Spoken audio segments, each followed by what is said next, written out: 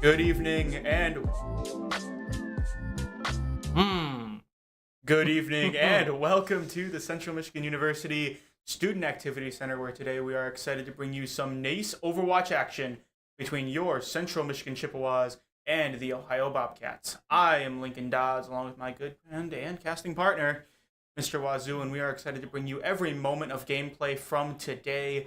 Central Michigan off to a rough end of the season. They are looking to really conclude things here in the end of the year. Not a lot to play for today, but you know what? Sometimes those are the most fun things to play for. What's your thought on that? Well, I don't know about all that, but it's a completely new Overwatch competitive season. Season 19. I can't believe we're on season 19. This game is old. It is. Overwatch 2 feels old now, which is means Overwatch 3 is right around the corner with lots more broken promises to come. Absolutely. And got Lifeweaver Mythic skin this season, Kiriko Weapon Mythic for whatever reason, and then Junkrat Mythic skin coming mid-season. I was gonna say, you're always excited for that. You were talking about it before. Junkrat coming in. I haven't looked at the pass yet. I'm unsure if it's very Halloween-esque, even though the Lifeweaver Mythic was not very Halloween spooky like the Hanzo one was last time. You could do something a little more. To come along with that, we did have a full patch note come in, and not really surprising to see, Wu Yang did get a net nerf overall. Yes, AoE definitely. Damage is going down, thank goodness, and because a 25 base health reduction as well. True. Should be a little bit less slippery now, or at least more one-shottable for a lot of the cast. Flow like water, I was gonna say. And regrettably, or unfortunately for everybody involved, Mauga got a slight buff.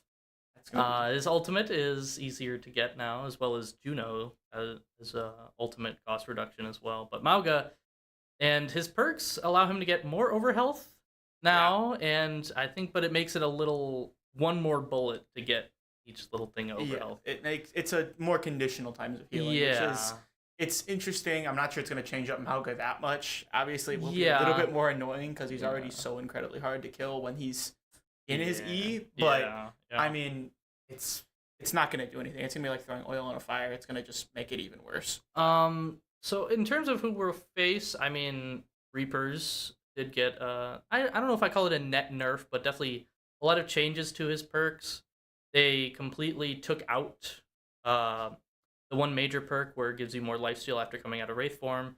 They moved the quicker Shadow Step to a major perk, and then gave him a new minor perk, which allows him to move a bit faster once he comes out of Wraith, which I guess is kind of useful. It allows you to kind of chase people a little more. If they're running away from you and you have increased move speed, you can chase them down, which Reaper is very good at doing that, but definitely making people scared, so it adds the Halloween-esque season of Reaper coming behind you. Damage fall off is something you don't really want to see as a Reaper, so being able to chase down to keep him inside the range is going to be exceedingly important. Turning to the roster for today's match, on CMU side, we have the traditional 5. Graphy is stepping out to have Zack replace him, so we're going to see the traditional lineup of Freed in DPS, Zack and AznZing in the DPS spots.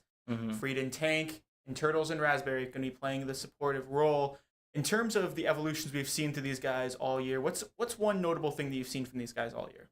Just like as a collective? In terms of improving. Yeah, in terms of improving as a team. That's a good question.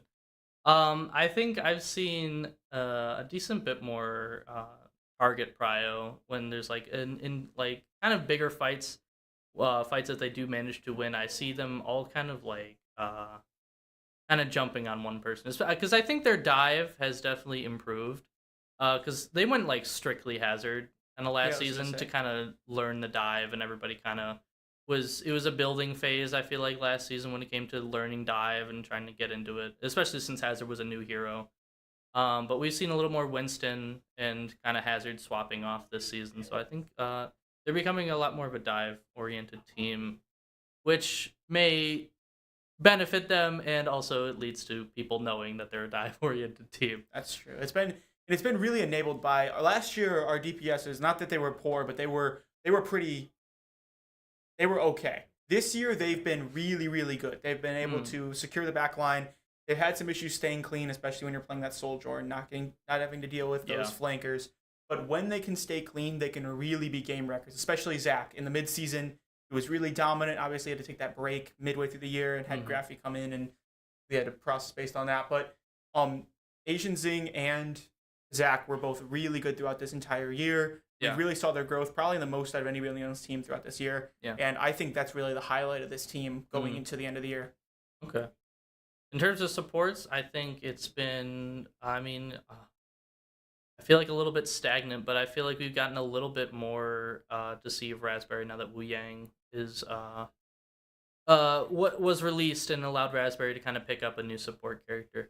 Given they were very powerful on release, and maybe now we'll see a little bit more of like kind of mellowed out Wu Yang with the heavy, you have to be more precise. kind of heavy-handed nerfs he got with this patch. Well, we can certainly hope so, because he doesn't have near the amount of AoE damage that the previous patch does, but he will have more precision damage on just one target. So it's going to be interesting to see if Raspberry continues to play him, or if we're going to see Lucio come out today. You know what I'd be interested to see, actually? I'm going to swap back to the DPS really quick. I'd like to see if... AZ typically plays Echo. I'd like to see with... Freya's got a decent boost in her perks, and we haven't seen that much of Freya like at all. I wonder if AZ would Freya's like been very Freya. map dependent in terms of where we see her. We see her on for sure. First Point of Shyvana and various other... Where high ground's super important, basically. Any map that there's a lot of platforms you just sit on, you're going to see a lot of Freya. But we haven't seen a whole lot of... There hasn't been a lot of selections in terms of that all year. We have seen a couple of new Queen Streets come out where it's been Freya's an option there. We've seen a couple of... Obviously, every single week we see Shyvana, which is all very, very... It's good for Freya, and it's good to see a champion that really came out in the off-season, so we didn't really get the initial her being really strong in the pro play. Yeah. But being able to see her throughout mid-season has been great for really the evolution of the game. I agree. In terms of just general kind of like roster picks, I would like to see maybe in coming seasons, I know we'll be losing a couple people at the end of the season, but I'd like to see just maybe as players, as these people hopefully continue on playing this game. Hopefully it's become a part of them like it has for me since I've stopped playing. I still play it quite a bit, and it's because no game really scratches the itch of the hero shooter like this one. I don't think a lot of the other hero shooters can hope to match kind of the longevity of Overwatch, and I think the creative team behind them definitely have a spark in them again, I think, now that they're getting the ball rolling with new stuff.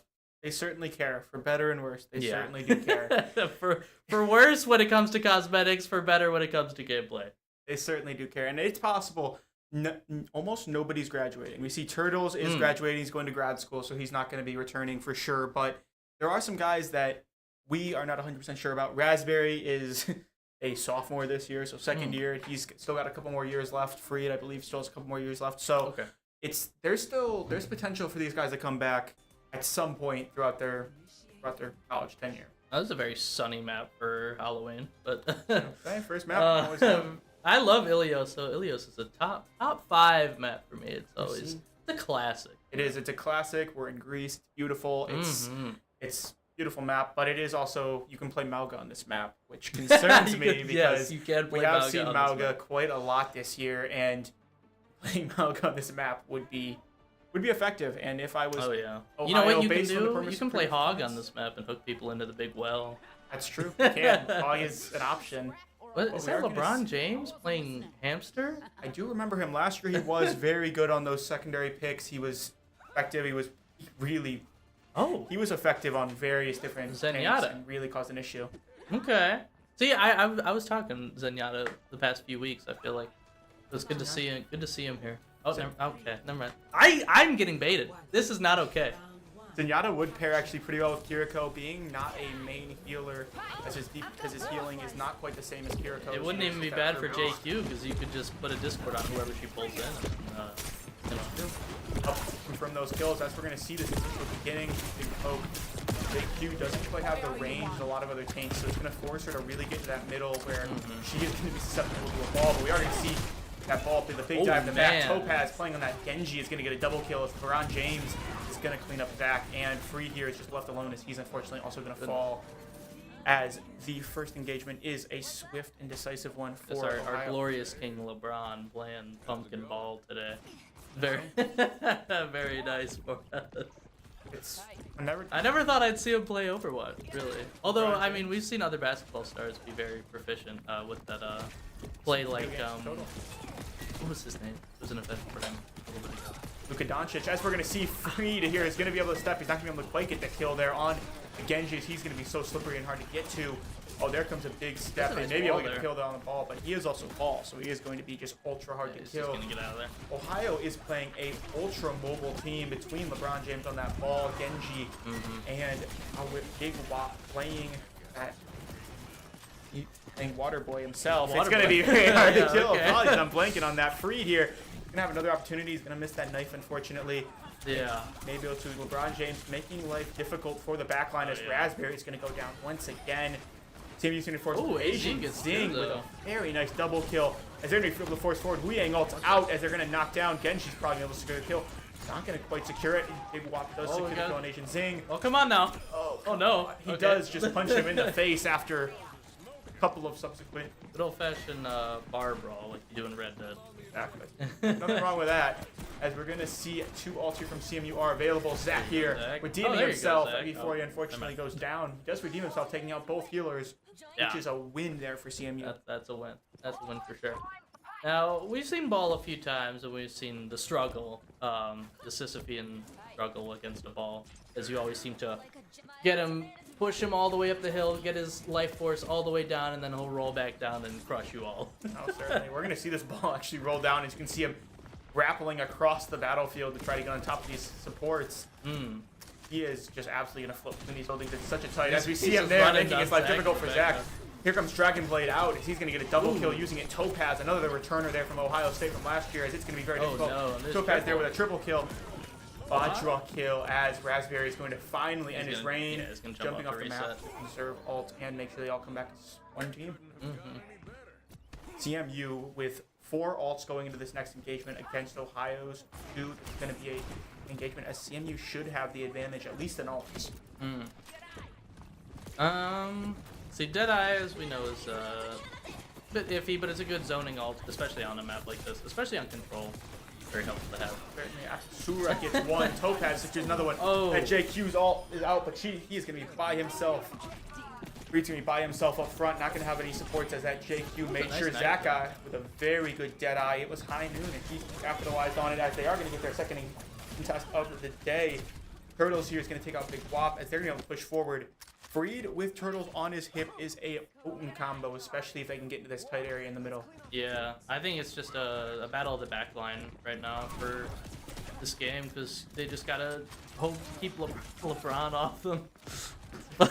He is quite potent in the paint, which is the back line. That's true, he is. He's as we are going to see that right here, as they're going to jump into the back line, Raspberry's going to be pinched as that Liang ult come out, as well as Minefield's also out. Liang ult out on JQ. Unable to really get any. High Noon's also going to be out. Akasura popping that. Very good shot there on Muck. Going to remove their yes as much. Zack with a very good duel there against Akasura. He's going to be running for his life as that's a very small area. Ron's going to get the layup. He almost did. Not quite, as we are going to see this Genji just diving into the back line, and it's just he's gonna take his leave as he knows he really can't deal with that JQ by himself. Yeah, so he's gonna wanna hopefully get it. I mean, the team will be back pretty quickly. Ohio is playing very hyper mobile, like you said. Aside from the McCree, I think everybody else is quite mobile. Very true. They're gonna be quite difficult to try to deal with, especially when they're taking the very patient strategy we're seeing right here, as they're gonna see another dive by LeBron James as they push forward. CMU is going to be able to hold this line very well. That JQ is in direct sight line from the Moira. If he can keep direct sight, he will be able to do what he's doing right here. We're trying to pick it off. Oh, no. Mox, unfortunately, is going to take it out. And we're going to see Coalescence out here from Turtles as he does the Genji behind him, but this is going to be a 4v1. He can't even outdeal that. As Topaz is going to get the final kill. Very even fight, though, as Miami, Ohio will secure the team kill and go up 1-0 in a very even contest here in round 1. Yeah. Well, it's always kind of a difficult map to play. I feel like it's a very... Ilios has 3 of probably the weirdest control points, I think. I was going to say. Well, with the giant... Oh, tech pause. Somebody is having a little bit of an issue. But...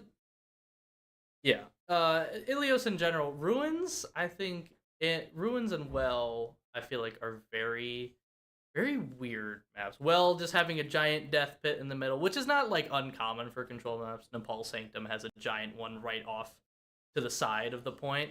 But just to have it like smack in the middle, just a big circle in the middle that you can maybe get a cheeky bump of your enemy into. It's just a very interesting one. And ruins being surrounded by a bunch of kind of like tall pillars and lots of like ruined high ground kind of around it is very good, and it's very open too. I say it's a very unique sort of map because it has all the different archetypes we see in the different maps. So you mentioned it as in that Nepal sort of free fall area in the middle. It has the same sort of thing as Atlas with the areas above surrounding the point where it's down in the bottom. Where you just have there's no cover down there. You're just going to be in the open, and then you have the ruins as you see right here, and it's a very, very unique map.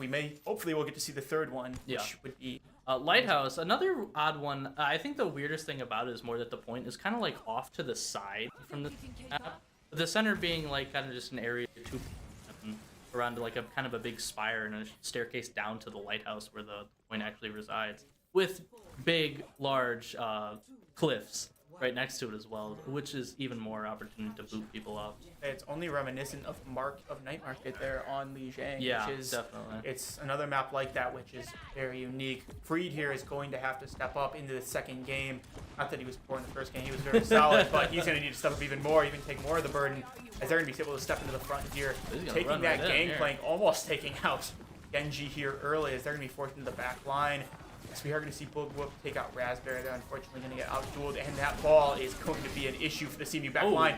Not for long, though, as Zack just absolutely eliminates him from the field. Knocks out LeBron. And it's like they may be comfortable enough now to try to get this capture started, try to get the first point down into this duel. I see Zack 1 health in the back. He's pinging. He wants those healers. As we're going to see, that point where where the entire Ohio team is sitting is what makes this point so hard to hold. Yeah, especially because you're just down in the pit. You have ultimate low ground, which is just horrible. Yeah, ultimate low ground, literally. Like Halo 3, the pit. Everybody remembers that map. I was going to say, Akasura and Topaz are going to get the initial engage. But yeah, a little low around here though, and a little close to the edge maybe for a ball to be kind of swinging people up. Fortunately, Freed gets knocked off there by Topaz, as we're going to see AznZing and Turtles both conserve a little alt charge by jumping down. Well, that's good. Yeah, they weren't shot as they went down, so they didn't give any charge to LeBron here. LeBron is quite dangerous in that, especially one time. As we're going to see them try to get from the side. They're going to take ultimate high ground here, trying to contest the high points that Genji is going to be dangerous. He's going to be able to jump into that back line, similar to how the ball just jumped. Genji is right behind him, as we're going to see Coalescence come out here from Turtles as Genji jumps onto him. Coalescence is out, but CMU is going to be in a sort of neutral state. As we're going to see this big push, LeBron James going to jump in. Both the healers are playing frontline, which is not ideal for them. Oh, and then Wu Yang ults onto Genji there. As they are not going to be able to get anything out of that. The ball there's area denial. That minefield is out, is going to cause a temporary halt to CMU. Yeah, nobody really on CMU who can clear out minefield that easily either. Definitely not. Nobody that quite does the miniguns or the Zarya turrets, as we are going to see almost a full clean sweep here. Zack is able to do a kneecap as he goes down, knocking out Asura as he is still available. Free there is going to take a big whoop, and LeBron James is going to then trade for Zack. They're going to be able to hold this point though a little bit. I don't think LeBron James can almost one-on-one Free. At least shouldn't be able to. Yeah, I mean, I think with lifesteal that kind of has this down. Should be able to hold point, and they are going to get the capture there as CMU secures their second capture of this round. They have looked. This has been a very even match. No team has looked that dominant in either fashion. Overall, team fights have been going back and forth. Wow. Raspberry, unfortunately, gets popped there by Akasura early, and that might prove to be an issue. Blizzard's also out as it's going to try to counter the Kitsune Rush, or will counter the Kitsune Rush. This Dragon Blade also comes out. Topaz is going to secure a double, triple kill there. And CMU will be on the back foot here, probably with one team fight So I saw there for a glimpse the new perk visual there. That does really look very odd on ball, but I guess it's good that we have more visual clarity in this game because, as you can see, there's a lot. I was gonna say, clarify what we're talking about. The perk thing used to be different. Akasura and LeBron James are just gonna absolutely tag team, looking like Kyrie and LeBron as they're going to be. CMU will get the capture though. Very good. As Free to step forward in that Halloween skin. Venture's also out there from Zack. He is going to trade. Oh no, that's AZ playing Venture. Oh, it is. I expected to see Zack as actually a Venture player, but he is. I don't know if anyone's going to get the point here. Maybe Turtles. All is going to make it difficult. No. As Ohio will secure round number 1 and will secure the first game of this best of 5 set. Overall, a pretty even game. Oh. Went into the map there. Who's the player? We got Osorio on the play. That's Cassidy with a very cool animation. Oh yeah. We're gonna see it here. I'm sure it was his 3 damn press. It wasn't not Lopez's birthday, but that's. Oh yeah, I kind of forgot there. As we're gonna see Akasura secure 1. Gets 1 kill there. He does damage the 2 that Topaz kills, so it must have given him the assist credit for both of those. A lot of headshots can claim play the game. If you get a lot of headshots, they can claim play. That's why Hanzo is boring, and he always gets played because he just spams down the lane and hits headshots. Certainly, it comes down to damage in a 15-second period, pretty much. And if it's that's why the headshots are so dangerous. At least for play of the game farming. Not much else, but and kind of good capacity play in terms of CMU trying to come back in this game. I feel like there's a couple things they need to focus on. I think the tank play has been really solid. I think they've been solid all the way through. Yeah. Comparatively from what we've seen parts of the season, this has been a really high point for this team so far. If they can try to keep it together, they can get 1 or 2 things to fall their way. Maybe Topaz makes a mistake, caught out early. One of the supports plays a little too aggressively. I do think they can easily swing this back into a one sort of series. In terms of, what are your thoughts on that? I would like to... I guess I could say with the tank play, I mean, JQ isn't, like, great in the ball. I mean, her peel is, like, fine, but I don't think she can really... I just think the backline needs help against this ball because it feels like the ball's almost getting kind of a free kill every time he dives back there. When it comes to who to pick against that, I don't think Aris is, like, a terrible choice with Javelin and kind of just does... flash him down or like stab him kind of into the wall, and even you can kind of pop a shield. Once you get that major perk, you can be able to pop a shield kind of just wherever you want, and it's a pretty decent shield. And you can fortify so you don't get slammed up. I was thinking a support swap up. I was thinking Moira picking from Turtles. We know how comfortable he is on that pick. Yeah. And then maybe a Brig coming out from Raspberry. Oh, Brig. Make them almost make the back line really exist because even it's really hard to have a Kiriko Brig. with a TP away wouldn't be a bad idea. And Suzu. Both. I'll say Suzu would provide enough tankiness, enough healing that it wouldn't matter as much that JQ doesn't have the really big tankiness that like a Reinhardt has or an Orisa has. Yeah. Being able to substitute that with 2 main healers, that really might provide this team the flexibility to be as good as we can see them be. Yeah, I think so as well.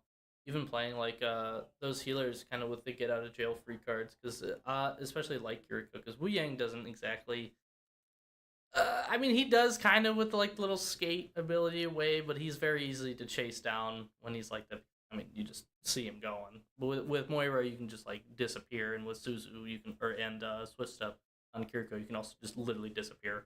That's definitely true. We are going to see the first ban come in as Ohio University has decided to ban May here in the early one. He did secure multiple double kills, Zack did, or AznZing did. Apologies. In that game, he was able to secure a couple of double kills, which did turn a couple of fights. So not shocking to see the May pick come in. AznZing might most likely be forced under the Echo. Yeah. Which playing into ball is pretty strong. Especially since Topaz likes to play Genji. It's a lot better for him because he doesn't have to deal with the May when he's trying to dive. I was going to say, this is not the map really for Echo. At least the first point. Echo does struggle on this point because it does force people together a little bit.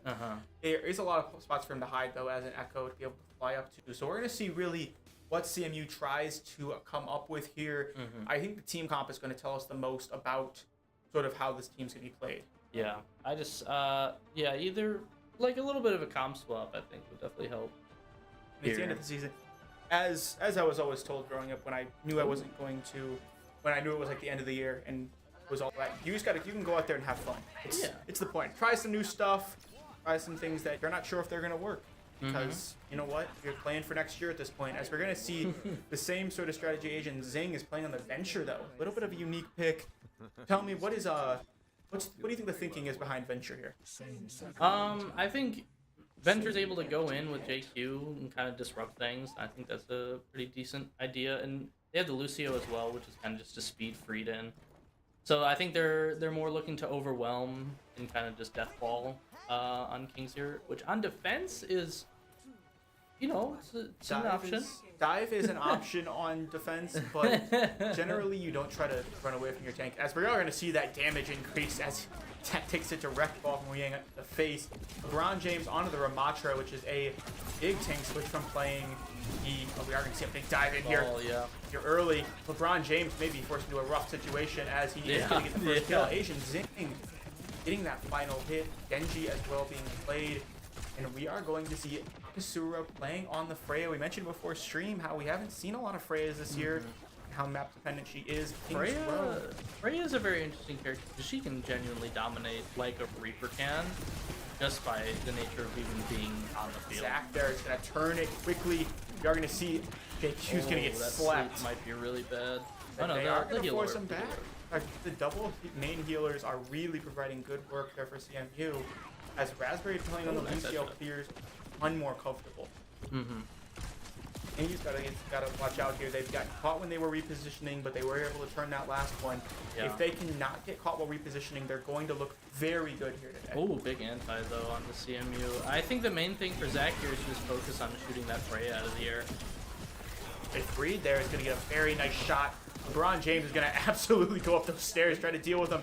Coalescence is also out who's going to secure the final kill on the run, and you're going to see CMU take advantage of that positioning. Asura on Freya is going to get a kill on Zack. You're going to see that the aerial mobility that Freya has is just, it's arguably better than Pharah, which is kind of crazy.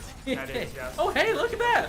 Hey, we spoken into existence. Topaz on Pharah, and we are going to see that Asura, Freya, Bola come out as they're going to push them back. CMU is just going to try to contest point for a second with AznZing. Not actually intending to hold it for that long as LeBron James is going to take out Zack. And they're going to step back to this second strong point that you can see directly in front of them.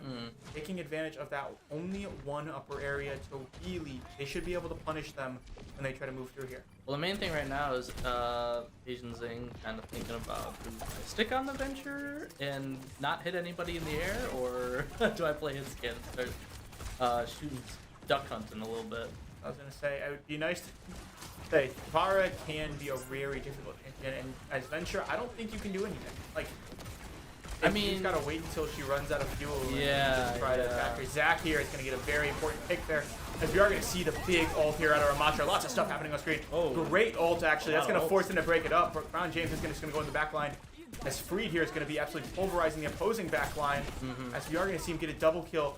As we see both tanks just ripping the back lines to absolute shreds before turning and 1v1ing each other. Yeah, but Freed will probably win this. Freed should win this as a JQ. He is going to be able to, as he is holding the front line. He is taking that burden, as we mentioned earlier. He is taking that burden fully to heart and really holding this team together in round 2, in game 2. But we still have the Venture with their ultimate, which only hits people on the ground. It's kind of like Earth Shatter, but it just does damage instead of stunning people. It's a very strong ult. It can be very effective. It can two-shot most of the roster. James unfortunately caused Free to get broken up there from his healers. Trying to push it back. The beat drops out though. That beat drop only hit like one person. I think it was just hitting Raspberry. As we are going to see LeBron James here get one more kill on Raspberry. CMU will have to see this point. Looks like LeBron James may help him with that. Puck is going to get the final kill, and they will have a full reset here. They are still all on tempo, as in they're all going to be respawning at about the same time, which should be very valuable here for CMU. And AZ staying on that Venture. I know they want to use ult. I get that, but that's something you gotta forego the ult, but that one hit anybody. He's very strong on this third point, as we're going to see CMU try to push forward here. Coalescence is out, though CMU seems to not be prepared for it as they take a quick second before actually using it. Sleep Dart is also initiated, as we are going to see Jake step forward. Topaz is going to get that first kill in a air-to-land combat. Yeah, AZ popped ult and then immediately got killed by Topaz. That's unfortunate. That combined with the stim pack out of Muck is going to force CMU all the way back. as flying, Zack has got to deal with Farah being the only hit He's skin. gotta do something. Okay. Still on the venture. Venture pick maintains. I'm strong in this last confused point. more at this point. As we are going to see, Freed here is going to be in a interesting sort of situation. They can't do anything until they get around this corner. But on the other hand, they really don't want to just seed this corner with nothing going on. Yeah. As we are going to see the big Wu Yang ult come out, and this is not a good There we place go. for Afara. This is what Venture has been wanting There to we get away go, with, yeah. as he's going to secure a double kill. James also secures a double kill there on AznZing as sort of a return fire. They do have High Noon available for very shot. I wouldn't even really mind. Well, I'm not sure if AZ really wants to do that, but just like the Ash. Oh my. We are going to see. I must say, Zack stay survived alive for there. a very long time. As we're going to see, JQ does have the ult available. There it is. As he that's gets very both good of the ultimate. supports, he's not going to hit either of them, unfortunately. Oh, but the bleed does take out Big Woo. Does get the lead there. He does also have Coalescence, whereas the Turtles does. So it can be quite effective with James. Unfortunately, it's going to take out Zack as they've got just 1 meter to go, and Ohio pushes it all the way. CMU looked very strong in that first little bit, and then they just slowly became more and more unorganized as the game went on. Yeah, the beginning of that street phase was pretty good, and then that swap onto Far really just, I mean, the aerial barrage onto a team with no defenses against that, because I mean JQ doesn't have no shield. She doesn't have a shield, so you're gonna eat everything from that Frey, and you're gonna eat everything from that Pharah. I was gonna say both of them just have such high damage output that without a shield to cushion it, it's gonna make it so much more difficult for CMU to be able to do anything. And we saw that quick adjustment there from Ohio is why they've been so effective this year. They can make those quick adjustments. They know exactly what they're gonna do when they make the adjustments, and it worked out very well. CMU, they've still been hunting on a different note. Zack here is rocking in the Reaper, and he has assumed he's gonna have the Mercy here in just a second, and we're gonna see maybe not. Not me. You say Mercy. Reaper? Yeah. The Venture's still there, and I like the Ash from Aquasora, and Topaz is gonna stick Raspberry on is going to get LeBron and the Diva. We go over this every single game. The Widow gets one shot, one opportunity to seize everything he ever wanted, and he gets one shot to hit a kill. We've seen him hit shots, just not headshots before, and not importantly kills. CMU talking with the same sort of strategy as last time. You know, it upsets me. That's the only time people use StarCraft skins is the one on Widow. Like, okay. And he's not. Maybe Maybe he's gonna stick on it. Does get a headshot? He's gonna headshot deep. He say he does get a That headshot water there. balls. That definitely tried though. Say, as we already see Freed here, they're able to push straight through that first strong point, but Freya and not Freya, they're not Freya anymore. Yeah, no, Akasura on Ash is gonna be able to burn that JQ down. Unfortunately, Akasura takes out Turtles. That Ash burn is brutal, combined with LeBron James taking out Raspberry when Freed went to man, that's a reposition. big anti. Absolutely harsh. Yeah, see the thing, we'll see to make an adjustment onto somebody who can kind of hop onto the high ground like a Winston. Winston pick right here. As we're gonna see him almost Zack really wants the He really wants the Widow kill. As we're gonna see Free here, they're gonna push straight to that first strong point, going after the Wu Yang. I'm not sure we'll be able to, as he does have the Diva directly behind him. He's gonna show how mobile he can be, as Raspberry is gonna secure a solo kill there on Akasura. AznZing takes out the mech. And Turtles is a little in there. I was gonna say Turtles is really playing that offensive take. Freed going to crush Topaz as the Gorilla, and they are gonna get the first capture here. Very good adjustment there by Freed and the coaching staff to really change the tide of that. Yeah, I mean that just worked. Freed jumped on the Wu Yang, and the Diva turned around to try to get after him, and then looked like AZ and Turtles were able to just kind of take out everybody. And LeBron immediately swaps onto Ramatra to deal with the Winston bubble dancing. So I was gonna say they've been very effective. As we're gonna see the Ramatra coming in here, the rock paper scissors is in full effect as Ramatra really counters out Winston, because you can't really bubble dance against a guy that's just gonna punch you in the face, unfortunately. And you can't jump away with the circle on the ground. Yeah. So it is nearly a full counter. We are going to see Topaz there is going to secure the kill on Zack, and that's going to be long range. Look out, Raspberry. Go on and say Raspberry. LeBron James gets shoved into the path of Raspberry as he's going for that health pack. Coalescence is now out though, and Widowmaker's ult's out. Not that that does a whole lot. He doesn't have barrier. Oh my goodness, he gets barrage for that. Out by the absolute orbital barrage that is. No. Oh no, not barrage on the monkey. That's not okay. You don't do that. I mean, it was well worth it. It kept him off that healer. Hey, Zack, there's a headshot. As we are going to see the Reed coming out with a very nice. Oh, there's 2 headshots. Zack there cleaning up the back line. The chaos caused by playing a diva is really aiding well to Zack. Though LeBron James pops his ult on the Ramatra is going to really cause an issue because they are going to just clog up that entire intersection using it, and we are going to see them just dive back. We have AZ kind of alone near cart though with against 2 people. And Ramatra, another good counter for Venture is they'll try to hop out of the ground with like a lot of air, and then if you just have that circle there, they just go nowhere. Yeah. So Ramatra's a very good pick here for LeBron. I was going to say, Ramatra really does counter it, as we're going to see them try to push forward. He's just trying to cause discourse in the back line. Akasura playing on that Widow Ditto is going to unfortunately just out-snipe him. Oh no. Are going to see Diva pop out longer as LeBron James is going to go there. Lopez is going to pop up the team. They've got roughly 3 minutes remaining, and CMU is in a tough spot. Yeah, Ramatra, another character that can kind of just punch through defense matrix on Diva, and so Friedel will swap to Zarya instead. This is smart. It can be a smart decision here. Zack also going onto the Ashe. Yeah. Not a bad pick there either. Cowboy Peacock gotta do that. Definitely. Depop, as we're going to see them push in here. CMU is going to try to utilize this long sight line, switching into 2 marksmen. Weedang ults out as they're going to be really in a tough spot. Sorry, around the side. Already used that bubble, and they are going to be pushed all the way back here, basically to where their spawn room is. After losing Free, who unfortunately just got a little bit ran over, they've been struggling to push forward here. They still have 2 minutes. Yeah, they do. So, they're not. There's definitely still a lot of time. Yes. They were very strong in the very first engagement, which granted them all this extra time they're going to have. Yeah. Fareed here should hopefully have the backing of both the supports. Both the there's supports a they're going to barrage. push forward. Barrage is out though. AznZing popping his ult as well, and Excavation's out. He's going to take a big chunk out of both of them. There's just a nanoed Ramatra back here. I was going to say he's just running around.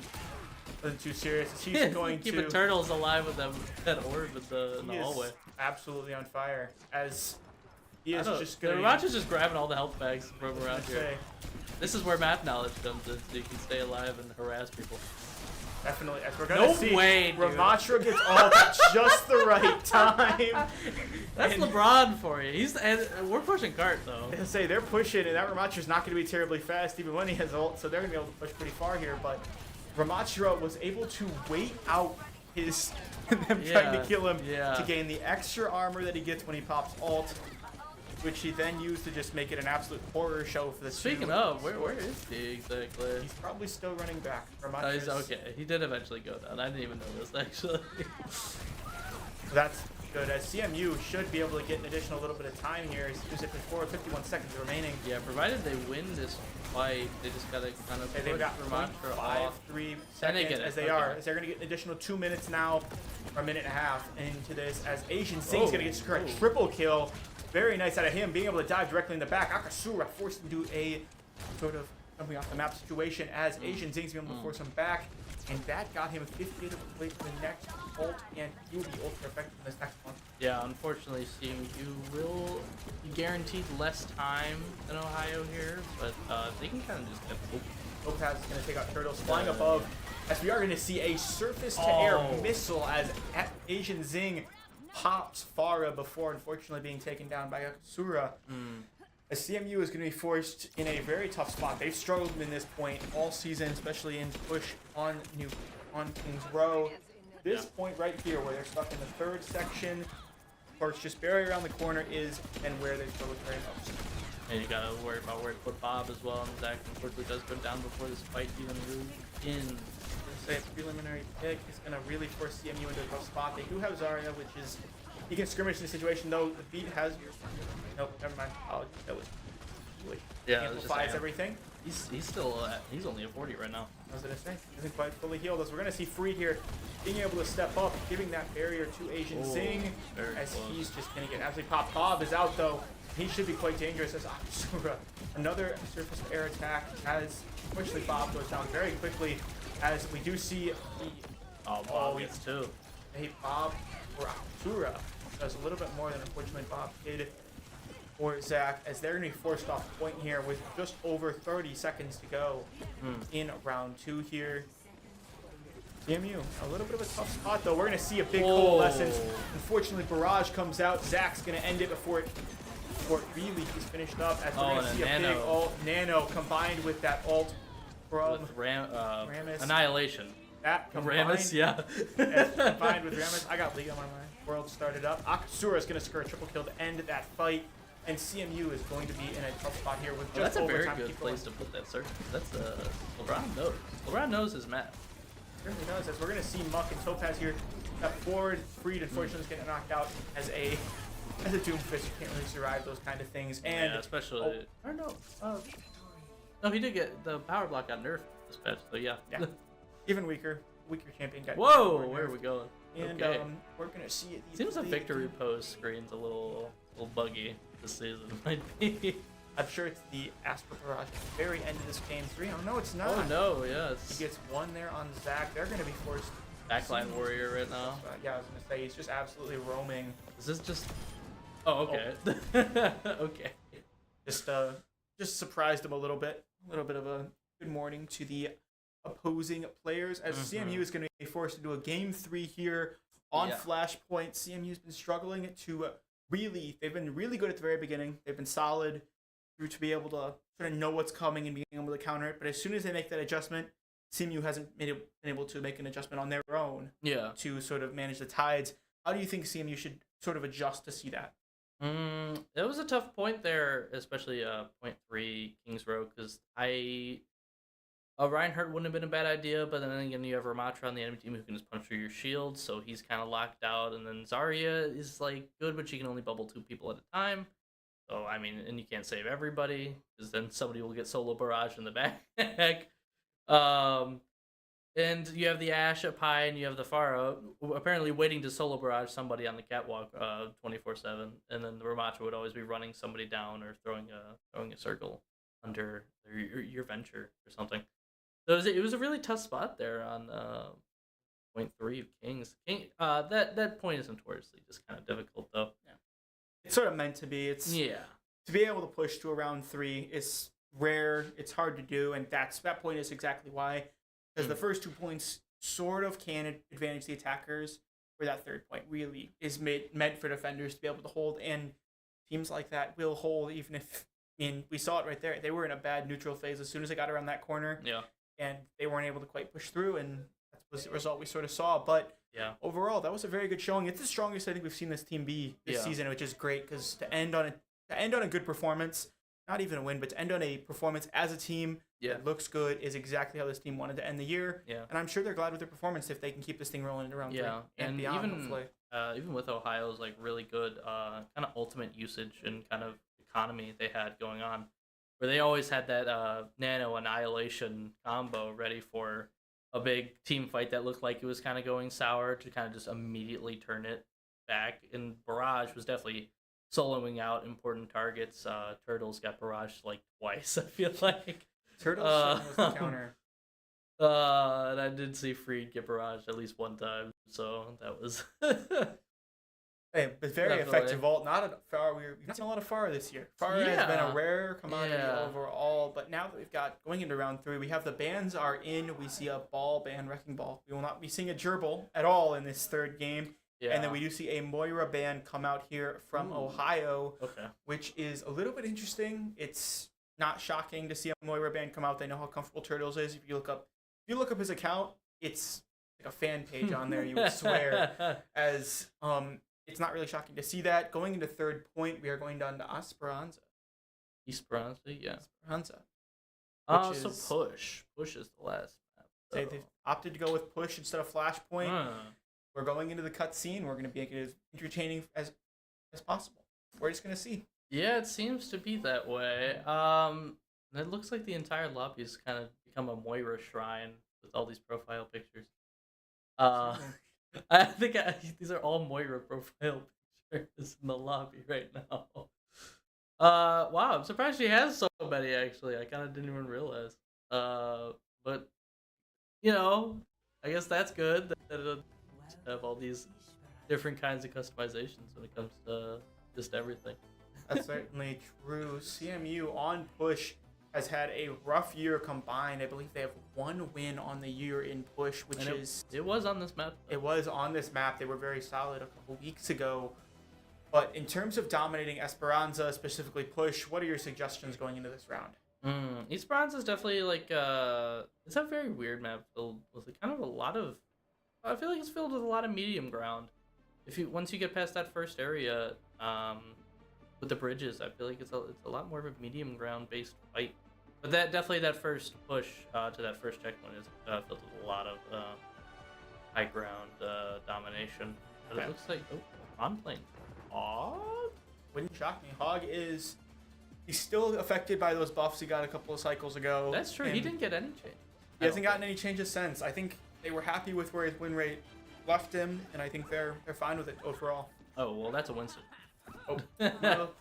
Who also didn't get any changes, so he hasn't gotten changes in a while. Overall. You know what? Maybe Winston's like that one Pokemon who's like the perfect evolution. You know, I don't remember the name of it. He said Sun and Moon. I know who you're talking about. Yeah, I know. I don't know his name either. You know exactly what I'm talking about. As we're gonna see, CMU here is running the same sort of strategy we've seen them play. Asbury is gonna catch the first shots in the game.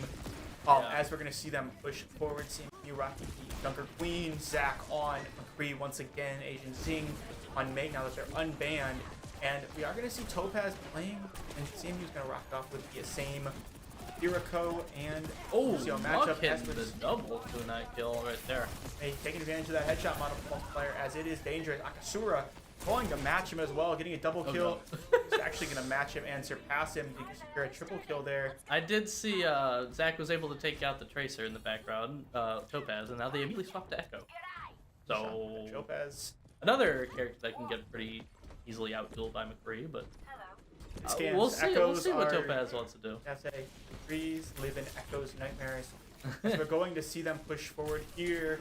No perks unlocked quite yet, though. You can see the tail of the tape on that very first engagement. Damage numbers are not ideal as Zack's going to get jumped on by a very large gorilla as Winston's going to jump out. Akasura securing it on Raspberry, taking advantage of that chaos to really cause issues. As they are going to be able to push this back as it is contested right now, hindered in combination with Topaz's grenades.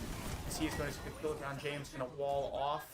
Yeah, this is the high ground portion I was talking about a little bit earlier. After this point, though, I feel like it's a lot more medium-based, but it's a bit worrisome that bubble is staying up for so long when Winston's able to... We don't really have much bubble shred potential. Maybe Fan the Hammer on McCree is kind of the best thing we got. I think that's probably their only option. Is the only bit of burst outside of like a headshot, which that doesn't really work for shields, bubbles, unfortunately. But out of just total burst damage, there's not a whole lot on this team for bubble shred. As we're gonna see Muck taking advantage of that high ground to really try to play around McCree, as if he gets targeted, it's gonna be a rough. Great May wall there to nullify that Wu Yang ult, as he is unfortunately gonna take out Turtles. They're trying to force him to backline. Zack's gonna get that final kill on LeBron, as they are going to have this pushing back the other way. Yeah, hopefully, and it looks like Ohio still is a bit kind of scattered in the CMU territory of the map right now. Say they spread out to the different high points on the map. They're going to make it very difficult to push back. Raspberry's going to start beating up those foxholes. Pure one kill, as they're going to be able to push forward, trying to take advantage of this bridge to use as cover. As we're going to see them push forward to the point. They're going to try to keep this team fragmented. If they can keep them fragmented, we're going to be looking at a very successful roster. CMU going to get absolutely bursted there with the combination of Winston ult and Kitsune Rush also out. CMU is going to be able to push forward. Breed utilizing Kitsune Rush of his own is going to be able to push really far forward and going to get killed on a big ball. And he will be alone here though against 3. Come on, use that ult, man. No! The Topaz coming from even off his own screen. He couldn't even see the Echo flying above him. Yeah, certainly. It's good that he saved his ult charge though, as CMU will have a 4-3 ult charge advantage going into this next engagement. Yeah. As Zack here is just getting absolutely pelted. Muck is unfortunately going to out-duel him. As we are going to see a big grab there. Topaz is going to be pulled into the area. The copy coming right? As we do see a big ult. He's not going to quite get to the back liners though, which is what he was aiming for. The supports are going to remain the same. Akasura is going to get one. Very good cleanse by Muck there to completely nullify the entire ultimate. I was gonna say they're gonna keep them alive very effectively. CMU back in their own spawn. They've got to try to push out if possible, but they are keeping this team very fragmented, which is important because we saw in the middle stages there, if they can keep them fragmented, they can win 1-on-1 and 2-on-1. Yeah, definitely. You're gonna see Raspberry there. Another kill on Free just too low. Yeah, oh, he gets jumped on by. It's High Noon, and he's gonna have a long gallery. He's not quite gonna get any kills though, as he took a little bit too long on that trigger here. But he's getting hit by multiple kunai here. True. He has a kunai going back the other way. Oh and no! Unfortunately, Akasura is gonna get a singular kill, and they will push forward. Ohio will end completion. it 3-0 to end the game and end the series. And unfortunately, end the season on the same laggy sort of thing. Zack is going to secure the final play of the game for his year, though. Very suited. He had a lot of play of the game so far this year. Let's see his final one of the year, as we're going to see him do a lot of damage there on the Tracer. And again, that's a nice roll. That was a nice roll into the headshot there. And that's the play. And we can see why. We can see why he has been so good and so valuable for this team this year. He's been great overall through everything. He's always been very solid for this team, and it's gonna be a shame to see these guys go. It's gonna be interesting to see who comes back next year for streaming next year. But yeah, it is. I will not be here to see our next Overwatch cast. I suppose that's true. You'll be back for League though, so yeah, I will be back for League. I mean, we'll both be back for League. That's League of Legends in the spring. So I mean. That is book closed on the 2025 fall Overwatch season, at least for Nace for this team. Yeah, and it was an eventful season. Final record of what? 2-8? 3-8. 3-8. Yes. Okay. Overall, it's actually an improvement from last year, which is pretty solid in Nace, which is what we're always looking to see. We're always looking to improve at the program, and it's great to see us get better, take some games back from teams we probably shouldn't have won against, and it's good to see sort of how that goes. Is there any final thoughts you have for this team before we wrap up our final stream for the fall? I mean, I don't know if we'll do an interview today. Probably not, actually. I mean, we could, but we're gonna hear from the coach himself. We're gonna hear from I mean, that's probably the coach in the last time of the year. We're gonna hear what his plans are. We're gonna hear how he's feeling about the season. How he's feeling going forward. Thank you all very much for watching, and